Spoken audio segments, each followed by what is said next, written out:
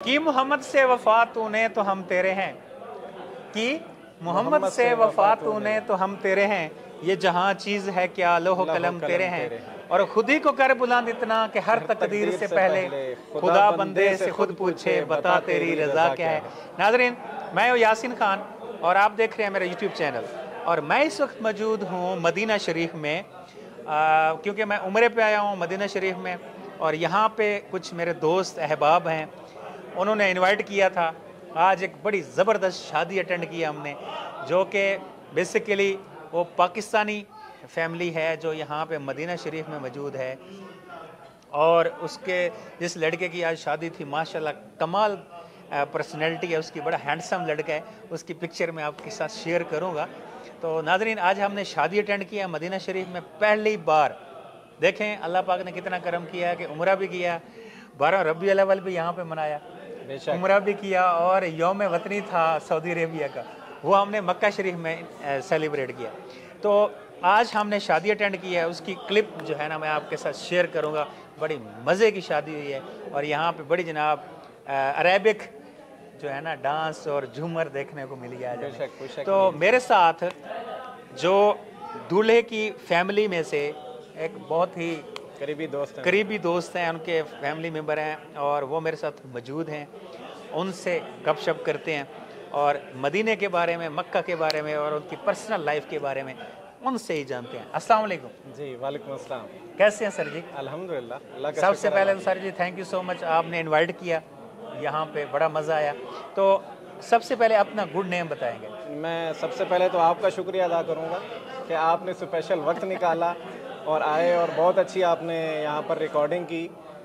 मेरा नाम मजहर रफ़ीक है। मजहर रफ़ीक, सही है। और मैं रियाज सिटी में रहता हूँ और एक कंपनी में प्रोक्योरमेंट मैनेजर हूँ। अच्छा। तो मैं भी रियाज से स्पेशली ये शादी जो है ये अटेंड करने के लिए आया था। ठीक है। बहुत अरसे से हम ये प्लान कर रहे थे, और पहले प्लान ये था कि पाकिस्तान करनी है, फिर इन्होंने फाइनली प्लान किया कि नहीं हम इधर ही करेंगे, मक्का में करेंगे, क्योंकि इनका कल्चर भी वही है, इधर ही पैदा हुआ है। ठीक है। इनके दादा परदादा सब यहीं के रहने वाले हैं, तो ये इसी कल्चर में रहना पसंद करते हैं, और इसी कल्चर में ही फिर ये शादी हुई। मैंने जब उनको देखा है ना, तो वो जब बर्बियों के साथ बोल रहे थे तो लुक लाइक अरेबिक माशाल्लाह, और ये चीज़ें हमें देख के खुशी होती है कि जब हमारा कोई पाकिस्तानी इस पोजीशन में हो, और बड़ी खुशी होती है। अब इसकी अपोजिट पिक्चर भी है कि एक पाकिस्तानी नज़ाद है जो यहाँ सेट हो चुका है, और उसके साथ अब देखो पूरा जो हाल था वो अरेबिक लोगों से भरा हुआ था। देखें आपने देखा होगा जो ही शादी का आगाज़ हुआ है, किस तरीके से शादी का आगाज़ हुआ है। हाँ। मतलब कहीं से कुछ ऐसा नहीं लगता था कि ये 1% भी ऐसा कोई चांस हो कि ये कोई पाकिस्तानी नहीं है, ये मतलब फुल अरेबिक माहौल था। फुल अरेबिक, मैं खुद हैरान था। अगर कोई आम आदमी है वो तो पहचानेगा ही नहीं। आप देखें किस तरह के सॉन्ग और उनकी लैंग्वेज, और उनकी ख़ास बात यह है कि इनकी जो लैंग्वेज है वो 100% लिखना भी जानते हैं, पढ़ना भी जानते हैं। सही है। ठीक है, क्योंकि उन्हीं की स्कूल कॉलेजेस और यूनिवर्सिटी में उन्होंने तालीम हासिल की है, और यहीं एक मकामी होटल में बेहतरीन वो कारीगर है। ठीक है। ये जो आपने खाना खाया माशाल्लाह, ये उन्हीं का होटल का है। अच्छा। जिसको तो मदबूत बोलते हैं हम। जिसकी शादी हुई है उसका नाम आपसे मैं जानना चाहूँगा। जी मोहम्मद अदनान। मोहम्मद अदनान उनका नाम है, और उनके वालिद साहब का? उनके वालिद साहब का नाम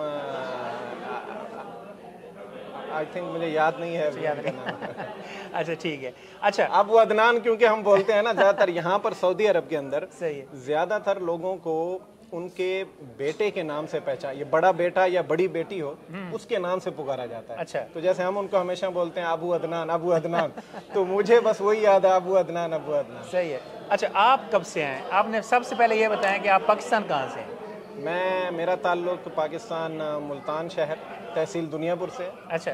और मैं यहाँ पर रियाज सिटी में होता हूँ। तो फिर सर जी हम भी मुल्तान से हैं, फिर तो हमारा ज़िला बिल्कुल जगह एक हो गई, ये भी खुशी हो गई।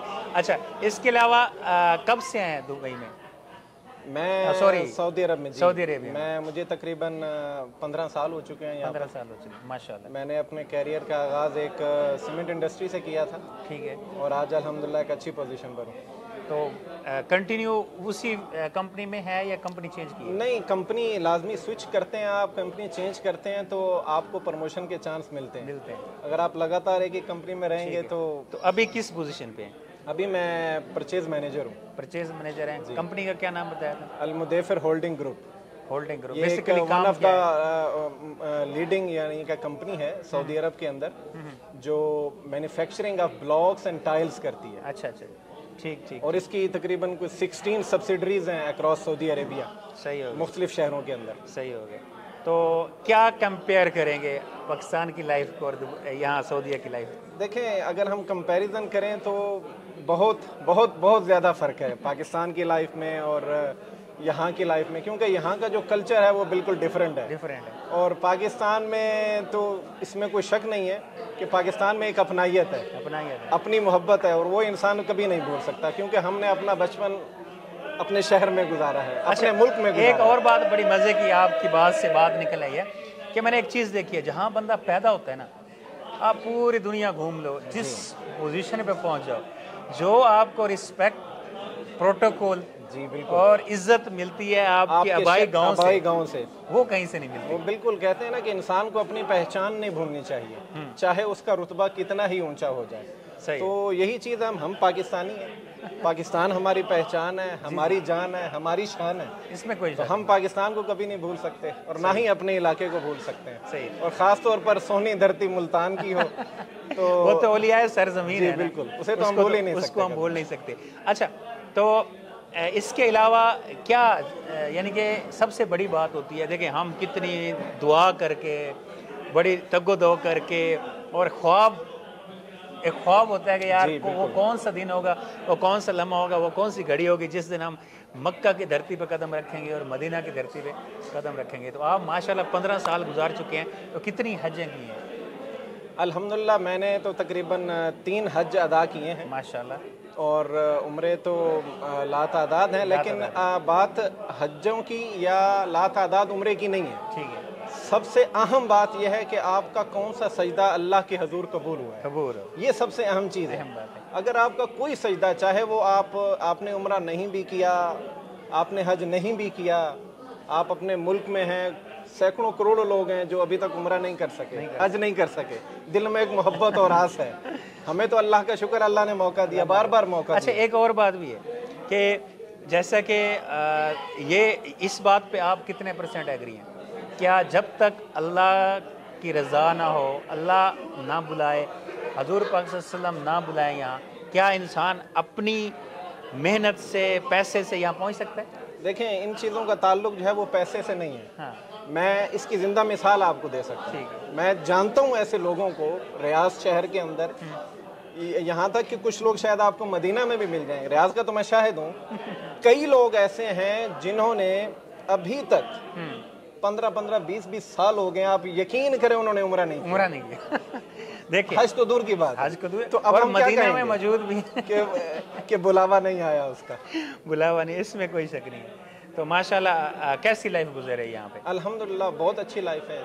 इसमें मतलब हम जितना भी अल्लाह का शुक्र अदा करें उतना ही कम है, क्योंकि इस मुल्क में रहते हैं। इस मुल्क से भी हमारा एक अकीदत है, मोहब्बत है, और यहाँ के लोगों से, यहाँ के माहौल से अल्लाह का शुक्र है, बहुत अच्छी लाइफ जा रही है। तो फैमिली में से, फैमिली भी यहाँ पे है या फैमिली पाकिस्तान में? मेरी फैमिली इधर ही थी शुरू में, मेरे दोनों बच्चे इधर पैदा हुए हैं। तो उसके बाद क्योंकि गवर्नमेंट ने कुछ टैक्स रूल्स की ऐसी इम्प्लीमेंटेशन की है कि वो मंथली बेसिस पर टैक्स आता है, तो उसके बाद जो है फिर हमने अपनी फैमिली पाकिस्तान भेज दी। लेकिन आती रहती हैं, विजिट पर आ जाती हैं, फिर चले जाते हैं माशाल्लाह। अच्छा, तो आपको आज कैसा लगा ये शादी अटेंड करके? देखें, मेरे लिए बहुत ही दिलचस्प था। मैं इससे पहले भी कई शादियां अटेंड कर चुका हूं, लेकिन क्योंकि ये अपने ही एक दोस्त की थी, तो इसमें जो इसका मज़ा था वो दुबाला हो गया। सही है। और ये हमें मतलब है कि हमेशा याद रहेगी ये शादी। सही हो गया। अच्छा, तो इंसान को नेचुरली, वैसे तो इस्लाम हमें 4 शादियों की इजाज़त देता है। जी बिल्कुल। तो क्या ख्याल है, इंसान को शादी एक ही करनी चाहिए, 2 करनी चाहिए या 4? देखें जी, आप सल्लम का फरमान है कि शादी एक ही काफ़ी है अगर आप उसको बराबर से निभा सकते हैं। सही है। और अगर आप समझते हैं कि ज़रूरी है, ठीक है, और आप उसमें जो है वो मयाना रवि इख्तियार कर सकते हैं, तब आप दूसरी या तीसरी शादी करें। और कहीं पर भी 3 शादियों का हुक्म नहीं है कि आपने 3 शादियां ही करनी है, हुक्म सिर्फ एक ही शादी का है। बाकी आपकी इस्तात पर और आपकी मैना रवि पर डिपेंड करता है। लेकिन आप सल्लम ने भी हुक्म सिर्फ एक शादी का ही दिया, हुक्म 3 शादियों का नहीं है। ये गलत फहमी है। कुछ लोग हम ज़्यादातर ये समझते हैं कि हमें इस्लाम में 4 शादियों की इजाज़त है, हुक्म एक शादी का है, करने को हम 4 भी कर सकते हैं। सही है। अच्छा, इसके अलावा आपकी पसंदीदा एक पर्सनैलिटी होती है जिसको बंदा शुरू से पिक करता है, देखता है कि यार मैंने इस जैसा बनना है। आपकी आज तक की फेवरेट पर्सनैलिटी कौन का रहा है? देखें, पर्सनैलिटीज़ में अगर हम जाएं तो जो टॉप क्वालिटी जो पर्सनैलिटी है वो हज़रत मोहम्मद सल्लल्लाहु अलैहि वसल्लम की है, इसमें कोई शक, उनसे अच्छी कोई पर्सनैलिटी हो नहीं सकती। और उसके बाद अगर हम देखें तो अल्लामा इकबाल एक ऐसे शायर गुजरे हैं, शायर मशरिक, कि अगर हम उनको फॉलो करें, ख़ास तौर पर जो यंग जनरेशन तो यकीनन हमारे मुल्क के अंदर हमारी नौजवान नस्ल में एक बेहतरीन इनकलाब आ सकता है। जैसा कि वो अल्लामा इकबाल का एक शेर है ना कि तमन्ना दर्दे दिल की हो तो कर खिदमत फ़कीरों की, नहीं मिलता ये गोहर बादशाहों के खजीनों में। क्या बात। तो अगर हम इस तरह की शायरी करेंगे और ख़ास तौर पर हमारी नौजवान नस्ल जब इस तरह की शायरी को फॉलो करेगी तो यकीनन बहुत बड़ी तब्दीली है कि अल्लामा इकबाल की जो पोएट्री है उसने नौजवानों के अंदर एक जज्बा पैदा किया। जी बिल्कुल। 1930 में उन्होंने ख्वाब देखा पाकिस्तान का जी, और 1940 में करारदाद मंजूर हो रही है 10 साल में। तो वो एक, इसमें कोई शक नहीं है। मैं एक मोस्टली मेरा जो इंटरव्यू का आगाज़ है ना वो यहीं से स्टार्ट होता है कि मोहम्मद से वफा तूने तो हम तेरे हैं, ये जहाँ चीज़ है क्या लो कलम तेरे हैं। ये अल्लामा इकबाल का है। इसकी गहराई में कोई जाता है, बिल्कुल कोई शक नहीं। और जो जाता है, शायद मैंने लास्ट टाइम जब मैं पहली दफ़ा उम्रे पे आया हूँ, ये मेरा सेकंड टाइम सऊदी अरेबिया का टूर है और उम्रे पे मैं आया हूँ। जब पहली दफ़ा मेरी मस्जिद नबी पे नज़र पड़ी और मैंने उधर पहुँच के पहले रोज़े के सामने खड़े होकर यही शेर पढ़ा कि मोहम्मद से वफा तूने, खुशकिस्मत है आप, और ये जहाँ चीज़ के अहलो कलम तेरे हैं। मोहम्मद से अगर वफा हो गई तो समझ लो फिर बेड़ा पार है, बेड़ा पार है। क्योंकि जब मोहम्मद से वफा करेंगे तो आले मोहम्मद से भी करेंगे, कोई शक नहीं, आप अहले बैत से भी करेंगे, बिल्कुल सही, असहाबा कराम से भी करेंगे, तो फिर बेड़े पार हैं। अच्छा, इसके अलावा अल्लामा इकबाल आपके फेवरेट रहे हैं, तो बचपन में जब आप तालीम हासिल कर रहे थे क्या आपके अंदर टैलेंट था? यानी कि बचपन में आप क्या करते थे? सिंगिंग करते थे, पोएट्री करते थे, किसी यानी कि खेल में ज़्यादा? बिल्कुल। जब स्कूल टाइम था या कॉलेज टाइम था तो मैं ज़्यादातर जो है ना पैरोडीज वगैरह किया करता था। अच्छा, कोई भी गाना अगर मार्केट में आता तो मैं करना है तो उसका उलट करके और अपने फ्रेंड्स को, दोस्तों के साथ शेयर किया करता था और बहुत है वो इसको अप्रिशिएट करते थे। हाँ, सेम उस वक्त मेरे भी यही पोजीशन होती थी कि मैं कोई नया सॉन्ग आता था ना, मैंने बैठे बैठे उसकी पैरोडी बना देनी थी। उस वक्त जो मेरा बचपन है ना, उस वक्त जो इब्रारुल हक है ना जी, वो उस वक्त टॉप पे था। तो उसके जितने गाने आए मैंने उसको उल्ट किए तकरीबन। तो एक सुना भी दें, ऑडियंस भी सुन लेंगे। अब जो हम जगह ऐसी पे बैठे हैं इसमें कोई शक नहीं है चलो, मदीना की धरती है, फिर कभी शेयर करेंगे आपसे। अच्छा, तो बीइंग अ पाकिस्तानी, क्योंकि मेरे अंदर एक जज्बा है, मैं कोशिश करता हूँ कि जहाँ कोई पाकिस्तानी मुश्किल में आए जितना हो सके उसको सपोर्ट करो, अगर कोई वो गलत कर रहा है तो उसको ठीक भी करो। सही बात है। यहाँ पे दुबई में बहुत ज़्यादा पाकिस्तानी जो है ना भीख मांगना उन्होंने शुरू कर दी थी, फिर उन्होंने कुछ टारगेट किया, लोगों को निकाला। अभी भी वो सिस्टम वहाँ चल रहा है, भीख पाकिस्तानी आज भी वहाँ मांगते हैं। और मैंने यहाँ आके देखा है मस्जिद नबी में भी पाकिस्तानी यही काम कर रहे हैं और मक्का में तो बहुत ज़्यादा है। तो कभी आपको कोई ऐसा पाकिस्तानी मेल या फीमेल नज़र आई हो, आपने कभी उनको ट्राई किया है कि यार खुदारा माफ़ कर दो? देखें, ये इशू बाकायदा ना सिर्फ दुबई में बल्कि पूरे गल्फ़ में हाईलाइट किया गया है। तकरीबन 1 महीना पहले यहाँ के जो वज़ीर ख़ारजा हैं सऊदी अरब के, ठीक है, उन्होंने प्रेस कॉन्फ्रेंस की और प्रेस कॉन्फ्रेंस में कहा कि पाकिस्तान से मुखातिब होकर कहा उन्होंने कि आप बीमार लोग और भिखारी जो है वो खुदारा मत भेजें। तो ये डूब मरने का मकाम है, शर्म का मकाम है। पाकिस्तानी कौम एक जिंदा दिल कौम है, जिंदा दिल कौम है, वो जवान मतलब है जिंदा दिल कौम है। इसमें कोई शक नहीं। जब इस तरह की खबरें हमें सुनने को मिलती हैं तो यकीन जाने, खास तौर पर हम लोग क्योंकि हम यहाँ रहते हैं, जी जी, तो हमें इतनी तकलीफ होती है ना कि दिल खून के आंसू रोता है इसमें कि यार हमारे मुल्क में किस चीज़ की कमी है, किसी चीज हम क्यों इसको और मैंने देखा है कि ये लोगों ने बिजनेस बना लिया, मजबूरी नहीं है, मजबूरी नहीं है। पाकिस्तान में देखें इतना कुछ पड़ा है कि अगर एक इंसान हलाल का रिज़्क कमा के खाना चाहता है ना, तो वहाँ मजदूरी भी है, बिजनेस भी है, सब कुछ है। ये हमने इन तमाम चीज़ों को ना अगर हुकूमती सतह पर इसको डिस्कस किया जाए तो इन तमाम चीज़ों का हल मौजूद है, क्योंकि ये हुकूमती लेवल का काम है। हमारी जो खारजा पॉलिसी है उनका काम है। हमारे यहाँ रियाज में, मक्का, जिद्दा में पाकिस्तान एम्बेसी मौजूद है, वो एक अहम किरदार अदा कर सकते हैं।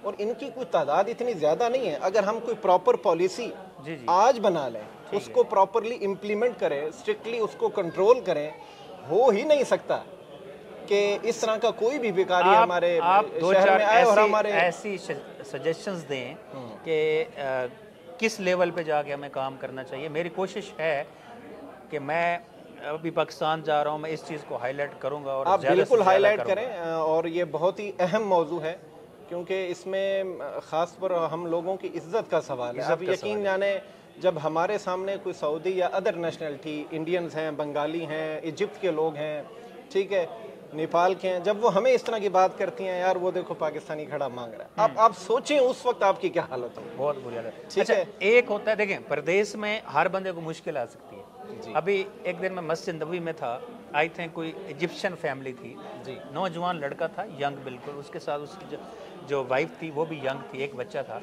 वो आया है मेरे पास कि हमें कुछ सपोर्ट चाहिए, हम अभी आए हैं, वालिद हमारा पीछे आ रहा है, तो कल तक हमारा मैनेज हो जाएगा। तो मैंने उनको 50 दिरहम दे दिए, 50 रियाल।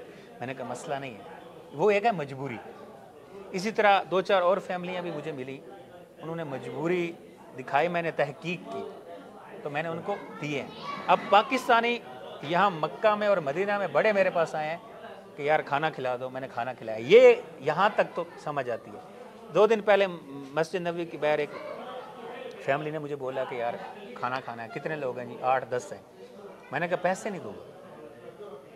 मैं गया होटल पे, जो सपोर्ट चाहिए वो देना हाँ, तैयार। उन्होंने, मैंने कहा ऑर्डर करो। उन्होंने जनाब कोई 6 दालें और 3 बिरयानी जो है ना वो ऑर्डर की हैं।